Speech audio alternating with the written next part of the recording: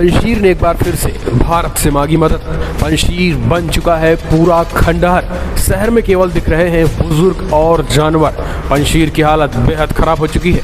America से अहमद मसूद ने की है मांग, तो दूसरी तरफ भारत से भी एक तरीके से मदद मांगी गई है पंजशीर की तरफ से। जी हाँ, दरअसल आपको बता दें कि पंजशीर की हालत आज ये हो चुकी है कि खाने पीने की बिलाले पड़ गए हैं। तालिबानियों ने पूरी तरीके से इंटरनेट सप्लाई, बिजली कनेक्शन, खाने पीने, खाद्य और रसद की सप्लाई, सब कुछ पूरी तरीके से रोक दिया है। इंसानों की तो मौत हो ही रही है, वहाँ जानवर, बेजुबान जानवरों की भी भूख से मौत हो रही है। उन पर भी पहरा हो चुका है। जानवर और बुजुर्ग ही पंजशीर घाटी में बचे हैं। युवा या तो मारे जा चुके हैं, या तो पंजशीर छोड़ भाग चुके हैं, या तो कहीं खाने पीने के लिए मर रहे हैं। ये हालत आज पंजशीर की हो चुकी है, लेकिन दुनिया भर का कोई देश उसे मदद के लिए आगे नहीं पहुंचा है। इस बीच अगर बात करें हम पंजशीर में, अभी भी अहमद मसूद ने अमेरिका से मदद की गुहार लगाई है, तो वहीं पंजशीर में दिवंगत अफगान कमांडर शाह मसूद की भतीजी ने भारत से समर्थन की अपील की है। उन्होंने कहा कि भारत तालिबान से लड़ने वालों को समर्थन देगा, इसलिए हम भारत से समर्थन की अपील करते हैं। दरअसल अफगानिस्तान की एक प्रमुख महिला कार्यकर्ता और लेखिका अमीना जिया मसूद ने भारत को अफगानिस्तान का सदाबहार दोस्त बताते हुए उम्मीद जताई है कि ये युद्धग्रस्त देश में तालिबान से लड़ने वालों का समर्थन करेगा। वियान समाचार चैनल को दिए एक इंटरव्यू में दिवंगत शक्तिशाली सैन्य कमांडर अहमद शाह मसूद की भतीजी अमीना ने कहा है कि हम भारत से अपने रिश्तों के लिए बहुत आभारी हैं। उल्लेखनीय है कि तालिबान के खिलाफ सबसे मजबूत प्रतिरोध का नेतृत्व करने के लिए शाह अहमद मसूद को आज भी पंजशीर का शेर भी कहा जाता है। उन्होंने कहा है कि जब तालिबान पहली बार सत्ता में आया था तो मेरा परिवार काबुल पूरी तरीके से छोड़कर चला गया था। आपको बता दें कि शाह मसूद पहले ही ये कह चुके हैं कि किसी भी कीमत पे वो पंजशीर को नहीं छोड़ेंगे, और वो मारे गए हैं। शाह मसूद, आपको बता दें, हाल ही में शाह मसूद जो कमांडर थे वो मारे जा चुके हैं नेशनल रेजिस्टेंस फोर्सेस के तालिबानियों से लड़ते हुए। अब उनकी भतीजी ने ये बयान दे दिया है कि भारत जो है वो काफ़ी पहले से तालिबान का मदद करता आया है, पंजशीर की मदद करता आया है, इसलिए वो हमारी मदद करेंगे। दरअसल आपको बता दें कि पंजशीर के सिर कहे जाने वाले शाह मसूद को भी आज पंजशीर का सिर कहा जाता है। उन्होंने कहा कि तालिबान पहली बार सत्ता में आया था तो मेरा परिवार काबुल में ही था।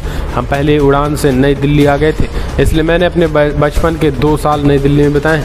व्यक्तिगत रूप से मेरा भारत के एक साथ विशेष लगाव है। जहाँ तक भारत की भूमिका का सवाल है तो मैं उम्मीद करती हूँ कि वो प्रतिरोध का समर्थन करेगा। और उन्होंने कहा कि मैं जानती हूँ कि भारत सरकार तालिबान शासन में विश्वास नहीं करता।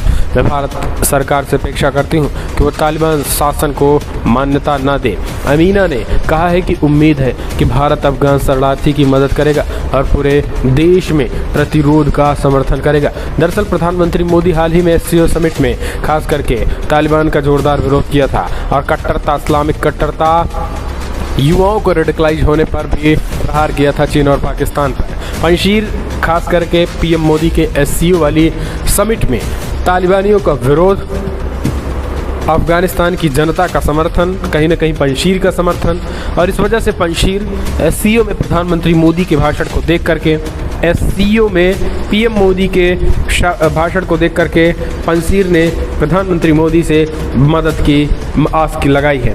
तालिबान के पंजशीर पर कब्जा करने और प्रतिरोध बलों पर इन दावों को खारिज करने के बारे में अमीना ने कहा है कि प्रतिरोध अभी भी जारी है। दुर्भाग्य से हम पंजशीर के बारे में बहुत नहीं कह सकते हैं, क्योंकि इस दौरान दोनों पक्षों की ओर से बहुत सारी फर्जी खबरें सामने आ रही हैं। लेकिन मैं आपको निश्चित रूप से बता सकती हूँ कि पंजशीर में प्रतिरोध अभी भी जारी है, और इसकी भौगोलिक स्थितियों के कारण पंजशीर पर कब्जा करना बहुत कठिन है। और मैं समझती हूँ कि तालिबान को भी इस बात का पूरा एहसास है।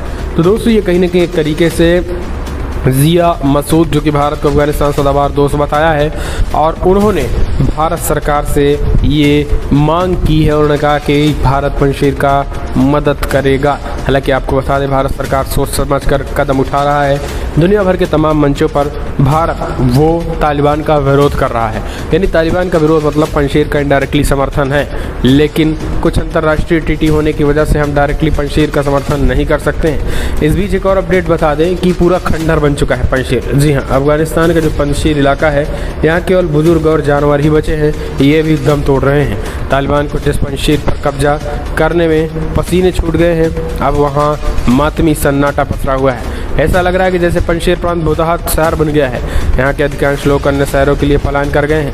प्रांत के ज़्यादातर गांव में बूढ़े और जानवर ही बचे हैं। तालिबान नहीं चाहता है कि यहाँ लोग आए और कहीं और जाएं, लेकिन डर के चलते वो अपना घर छोड़ गए हैं। स्थानीय लोगों ने बताया है कि अब वो स्वतंत्र महसूस नहीं कर रहे हैं, क्योंकि तालिबान लड़ा के वहाँ घुस आए हैं। एक बंद दुकान के बाहर बैठे अब्दुल गफ्फूर ने बताया है कि पहले खैन ज़िले के उनके गांव में 100 परिवार रहते थे, लेकिन अब बमुश्किल 3 परिवार ही बचे हैं, बाकी सब इलाके छोड़कर जा चुके हैं। उन्होंने बताया है कि घाटी में मानवीय सहायता बंद कर दी गई है, जिसमें निवासियों के पास भागने के अलावा कोई विकल्प नहीं बचा है। तो इस तरीके के हालात बन चुके हैं पंजशीर में, और भागने का कोई चारा नहीं है। और जो बड़े पैमाने पे युवाओं ने हथियार उठाया था, कुछ मारे गए हैं, कुछ शहरों में भाग चुके हैं। तो ये हालत हो चुकी है पंजशीर की, और पंजशीर ने भारत से मदद भी मांगी है। इस बीच चलते हैं एक और बड़ी खबर ले लेते हैं। दोस्तों, आपको बता दें, काबुल में एयर स्ट्राइक करके अमेरिका ने माफ़ी मांग ली है। बोला गलती से आतंकियों की जगह निर्दोष मारे गए हैं। दोस्तों, आपको बता दें कि इतिहास गवाह है कि जब कोई लड़ना छोड़ देता है तो उसका अस्तित्व धीरे धीरे खत्म होने लगता है, और यही हालात आज कुछ अमेरिका का हो रहा है। अमेरिका जिस तरीके से अपना एक तरीके से सुपर पावर का जो दर्जा था, वो अपने ही कारण धीरे धीरे खत्म हो रहा है। और ये सभी जानते हैं कि अमेरिका अब सबसे माफ़ी ही मांगता फिर रहा है। काबुल में उसने एयर स्ट्राइक क्या की, कुछ जिहादी मारे गए, तब उसने भी माफ़ी मांगना अमेरिका ने शुरू कर दिया है। और इसी वजह से तालिबानियों का मनोबल पूरा बढ़ चुका है। यही कारण है कि तालिबानी निर्दोष को भी गोली मार दे रहे हैं, और अपने भय से वो पूरे अफगानिस्तान पर कब्जा कर दिया है। यहाँ तक कि सुपर पावर्स को भी भागना पड़ गया है। ये है युद्ध और ये है लड़ाइयाँ। और अगर कोई युद्ध करना और लड़ाई करना छोड़ देता है तो फिर उसका वही हश्र होता है जो अमेरिका का हुआ है। और वही अमेरिका का आने वाले समय में और भी गए गुजरे दिन आने वाले हैं, क्योंकि अमेरिकी राष्ट्रपति जो बाइडन जिस तरीके से सत्ता पे काबिज हुए हैं, उनको ना तो कोई समझ रहा है ना तो कोई सुन रहा है, क्योंकि उनके नेतृत्व पर लोग सवाल खड़े कर रहे हैं। और उनके नेतृत्व ऐसा उनका डिसीज़न है कि लोग सवाल ही खड़े करेंगे। और अभी हाल ही फिलहाल में अमेरिकी सेनाओं ने एक बड़ी एयर स्ट्राइक की थी काबुल पर। अब काबुल पर एयर स्ट्राइक किया तो वो खास करके उसमें कुछ आतंकी भी मारे गए, तो 2-3 निर्दोष भी मारे गए।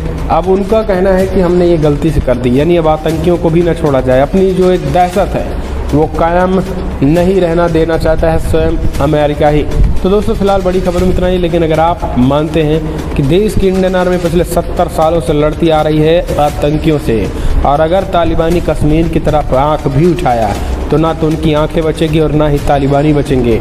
अगर आप भी इस बात पे भारतीय सेनाओं पे गर्व है, समर्थन है, विश्वास है, तो इस वीडियो को लाइक करके